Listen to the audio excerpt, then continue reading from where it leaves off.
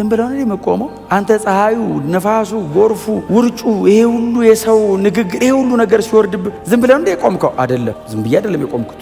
ስለ ክርክሩ እግዚአብሔር መጥቶ የሆነ ነገር ቢለኝ እምመልሰውን አውቅ ዘንድ በዚህ ነው የቆምኩት ይላል። እምመልሰውን አውቅ ዘንድ እኔና እግዚአብሔር ማለት ሙግት አለ። አዎ ቸርች ነው፣ ከእግዚአብሔር ጋር ነው ጉዳይ። ብታዩን ደስ ይለኛል፣ ባታዩኝስ? እግዚአብሔር የመለሰ ቀን ታዩኛላችሁ። የመለሰ ቀን ዓለም በሙሉ ያያሃል። እስከዛስ ለምን ጫማውን ጠርጎባ አይሄድም? ለምን አይተፋብም? ለምን አትዋረድም?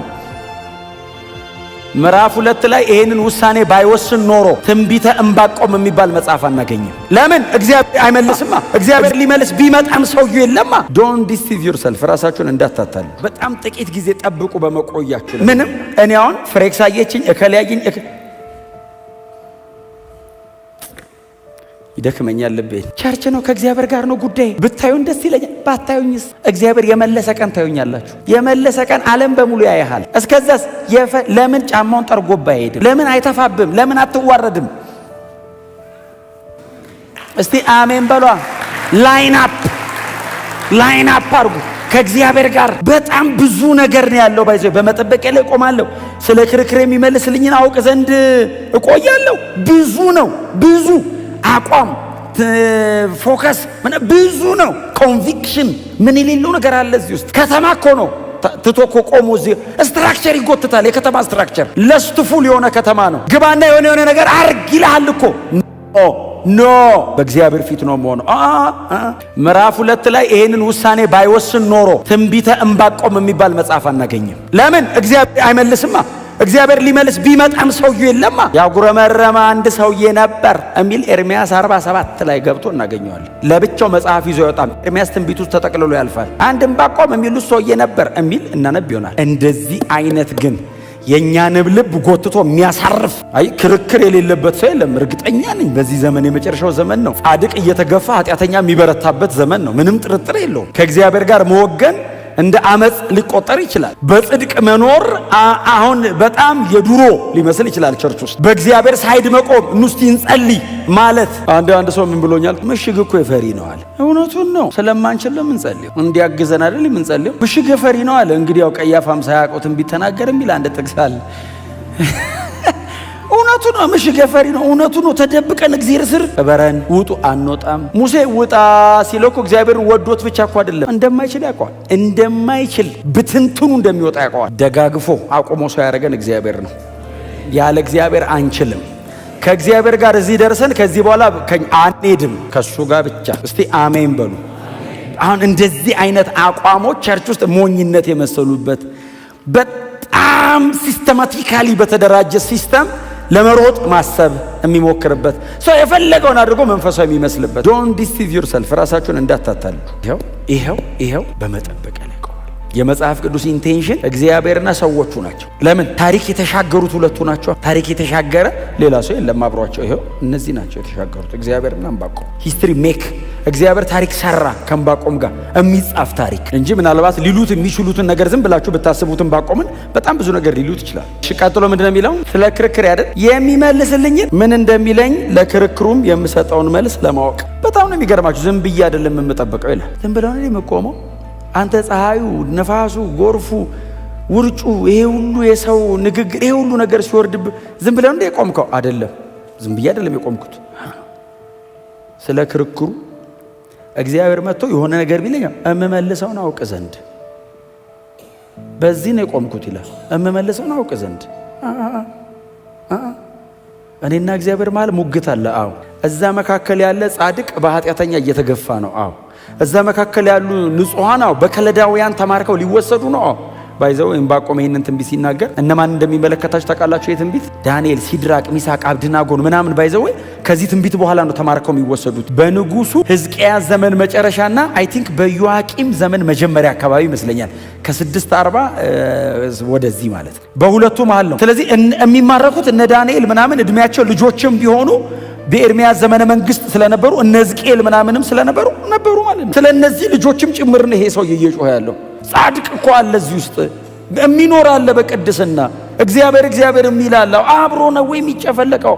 ስለዚህ ክርክር የሚመልሰውን አውቅ ዘንድ አንድስ እንኳ የለም ካልኝ እግዚአብሔር አራሉ ልል ነው ቆሜ እና በጣም ሲሪየስ ከእግዚአብሔር ጋር ተያይዟል ሰውየው። እግዚአብሔር ሉዓላዊ እንደሆነ የሚያውቅ ደግሞ እግዚአብሔር መሐሪና ደግሞ ተሸካሚ እንደሆነም የገባው አይነት ሰው ነው። ከዛ እግዚአብሔር ይናገራል። እግዚአብሔር መልስ ሰጠ። እጠብቃለሁ ቆሜያለሁ በፍጹም አልነቃነቅም ሲል እግዚአብሔር ደግሞ መልስ ሰጠ። መጣ እግዚአብሔር። የምዕራፍ አንዱን ጭቅጭቅ ሰምቶታል። ሰማይ አይደለም አይደል እግዚአብሔር የሰማው አጠገቡ ነው። እግዚአብሔር በሁሉ ቦታ የሚኖር አምላክ ነው። ባይዘው እመጣለሁ ጠብቀኝ ሲል ተዘጋጅ እያለ ነው እንጂ ከየትም አይመጣም። አጠገብ ነው ያለው። አሁን እመጣለሁ ጠብቀኝ ሲል 3 ሰማይ አቋርጦ የሚመጣ እኮ ነው የሚመስለን። አሁን እኛ በሁሉ ቦታ ይኖራል። አሁን በተለይ ለኛ ለአማኞች ደግሞ ውስጣችንም አለ። ባይዘው ጠብቀኝ ሲል ቢሬዲ አለው። ምንድነው ቢለ ዝብርቅርቅ እንዳይልብህ ጠብቀኝ ሲል ስትዘጋጅም ባይዘው አጠገብ ነው እያየ ነው። ስሙ ብሩክ ይሁን። እግዚአብሔርም እንዲህ ሲል መለሰ ይላል ቁጥር 2 በቀላሉ እንዲነበብ ራእዩን ጻፈው፣ በሰሌዳም ላይ ቀረጸው። ራእዩ የተወሰነለትን ጊዜ ይጠብቃልና ስለ መጨረሻውም ይናገራል፣ እርሱም አይዋሽም። የሚዘገይ ቢመስልም ጠብቀው፣ በእርግጥ ይመጣል፣ ከቶም አይዘገይም። እግዚአብሔር እንደዚህ ያለው አሁን ማሳየህ ነው እምነግርህ ነገር አለ። እሺ ሲለው ጻፈው። ራእይ ያሳይሃለሁ አለ። ምናልባት የነቢያት መጽሐፍት ላይ ከኢሳይያስ ምዕራፍ 1 ቁጥር 1 ጀምራችሁ ዝም ብላችሁ የነቢያት መጽሐፍ መግቢያውን የምታዩ ከሆነ እግዚአብሔር ለኢሳይያስ ያሳየው ራእይ፣ እግዚአብሔር ለዕንባቆም የገለጠው ራእይ፣ እግዚአብሔር ለእንትና የሰጠው ሸክም፣ እግዚአብሔር የሚናገራቸውና የሚያሳያቸው ነገሮች ናቸው እነዚህና እኔ አሁን ላሳየ ነው ራእይ አለ። ስለተከራከርክበት ስለዚህ ስለሙግት እምነግርህ ነገር አለ። ታዲያ ሲለው በቀላሉ ጻፈው አለው።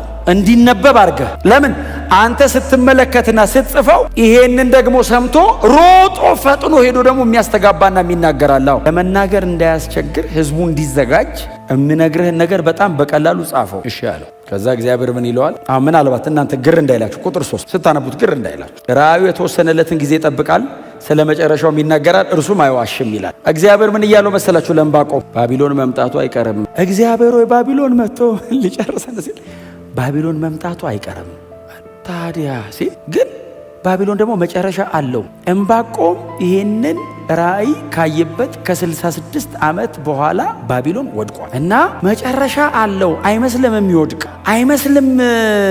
ሕዝቤን እስራኤልን ባሪያ አድርጎ ይዞ ለዘላለም የሚገዛ ነው የሚመስል። አዎ እነ ናቡከደነጾርና አንደኛው ስሙ ጠፋኝ አብሮት የመጣው ጦርነት የሚመራ አለ ሌላ ናቡከደነጾርና እነ ናቡላሳር ናቸው። ናቡ የጣዖታቶቻቸው ስም ነውና አሁን እኛ ኤል የሚላሉ አይደል የብዙዎቻችን ስም። አሁን ኤልያስ አሁን ኢትዮጵያዊ ስም የሌለው ሰው ኤል እግዚአብሔር ነው።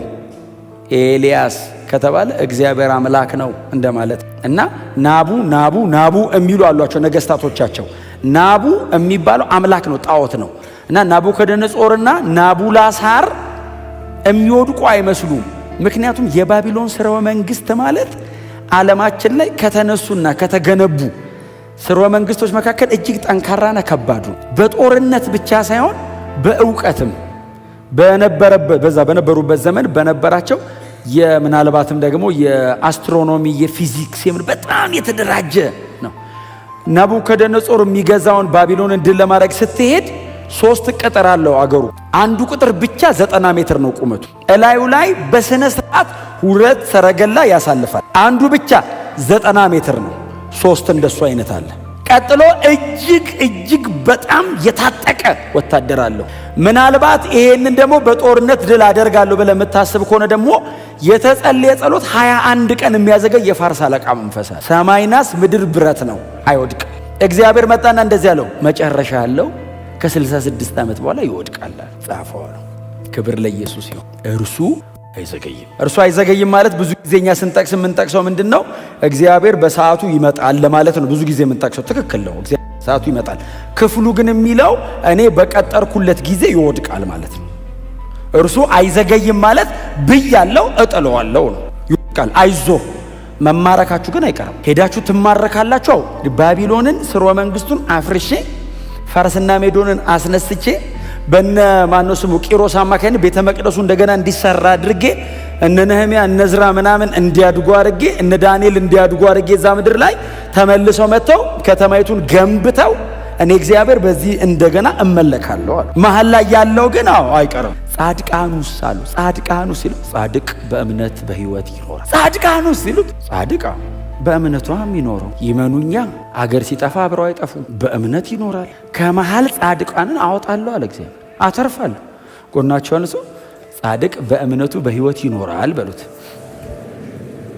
እንዴ በጽድቅ የሚኖረውስ በቅድስና የሚኖረውስ አብሮ ሊጨፈለቅ ነው አይደለም? አገር በሙሉ ቢያልቃው ጻድቅ በሕይወት ይኖራል። እንዴት? በእምነት አምኖ ይመኑኝ ተከተሉኝ አይደል?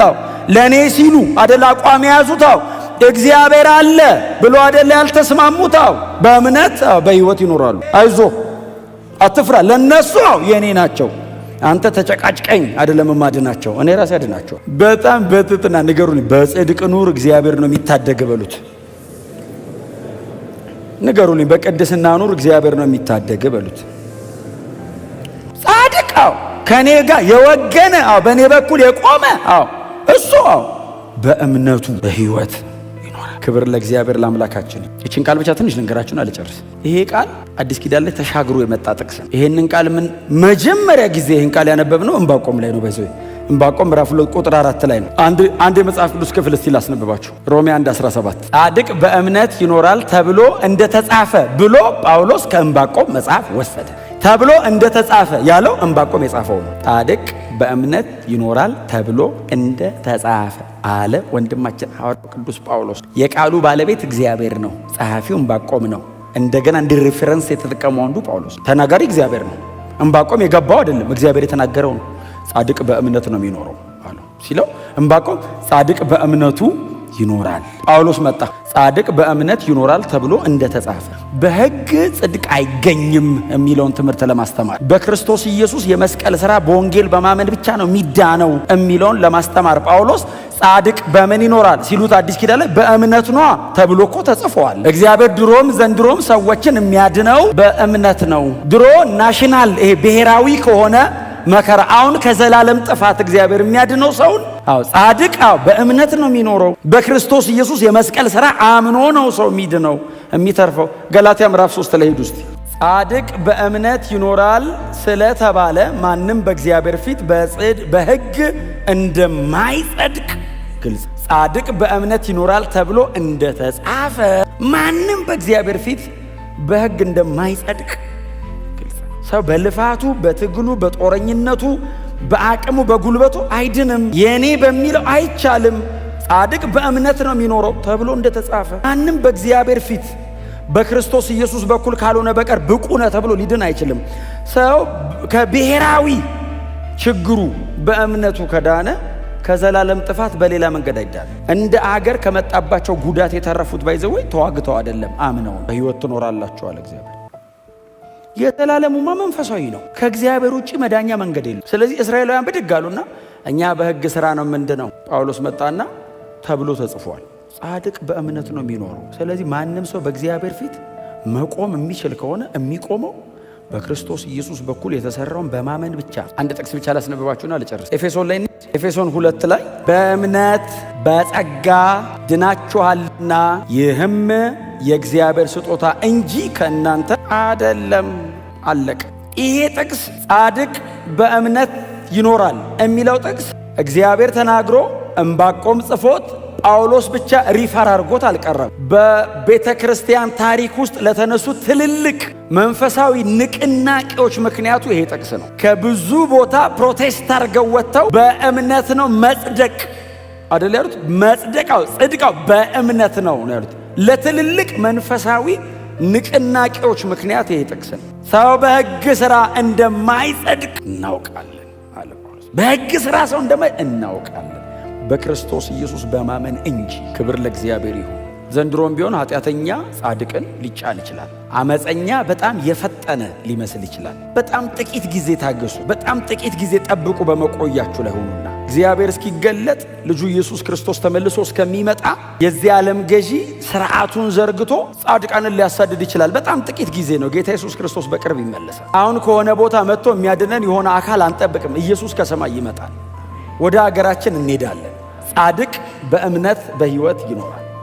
ለዘላለም ከጌታ ጋር የምንኖርበት መንገዱ ይሄ ብቻ ነው።